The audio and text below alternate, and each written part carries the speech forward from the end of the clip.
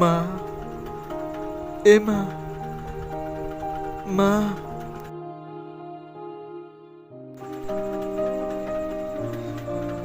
ଏ ଦୁନିଆ କହୁଛି ମୁଁ କୁଆଡେ ଗୋଟେ ଅନାଥଟାଏ।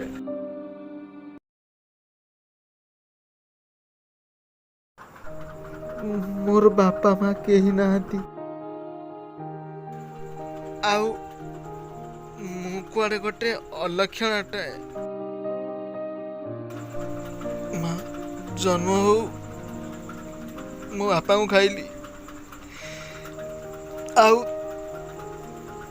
ମୋ ବାପାଙ୍କ ଝୁରି ଝୁରି ମୋ ବୋଉ ବିଚାରୀଟା ଚାଲିଗଲା। ମା, ମୁଁ ଯୋଉଠିକି ଯାଉଛି ମତେ ସମସ୍ତେ ଛି ଛା କରୁଛନ୍ତି, ଗାଳି କରୁଛନ୍ତି,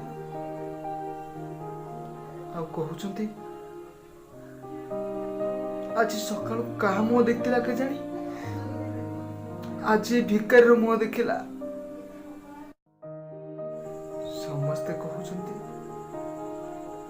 ମୁଁ ଗୋଟେ ଭିକାରୀଟା, ମୋ ମୁହଁ ଦେଖିଲେ ଅଶୁଭ,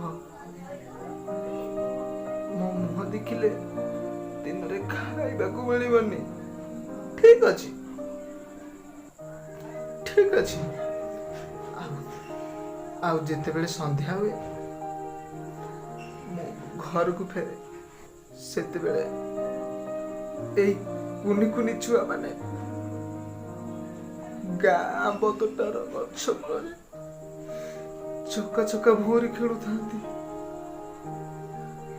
ମୁଁ ତାକୁ ଦେଖି ଖୁସି ହେଇଯାଏ, ଆଉ ଡାକେ, ପିଲାମାନେ, ଏ ପିଲାମାନେ, ନିଅ ଚକୋଲେଟ ନିଅ, ମୁଁ ତମ ପାଇଁ ଚକୋଲେଟ ଆଣିଛି।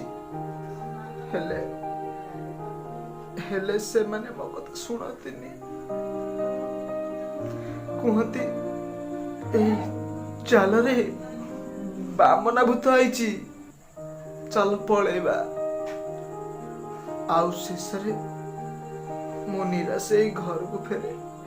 ମୁଁ କୋଉ ଜନ୍ମରେ କି ପାପ କରିଥିଲି କେଜାଣି, ଏ ଜନ୍ମରେ ମୁଁ ବହୁତ କଷ୍ଟ ପାଉଛି, ବହୁତ। ଆଉ ସବୁଠୁ ବେଶୀ କଷ୍ଟ ଦଉଛି କୋଉଟା ଜାଣିଛନ୍ତି? ଏ କୁନି କୁନି ପିଲାମାନେ ମତେ ଦେଖି ଡରୁଛନ୍ତି, ଘୃଣା କରୁଛନ୍ତି, ବାମନା ଭୂତ କହୁଛନ୍ତି। ମୁଁ ଏ ଜନ୍ମରେ କି ପାପ କରିଛି? ଏ ଜନ୍ମରେ ମୁଁ ବହୁତ କଷ୍ଟ ପାଉଛି ପ୍ରଭୁ, ବହୁତ କଷ୍ଟ। ହେଲେ ଯିଏ ଯାହା କହୁ, ତମେ ତ ମୋ ପାଖରେ ଅଛ ନା ମା।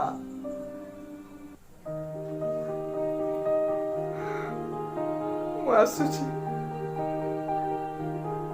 ମୁଁ ଆସୁଛି, ମୁଁ ଆସୁଛି।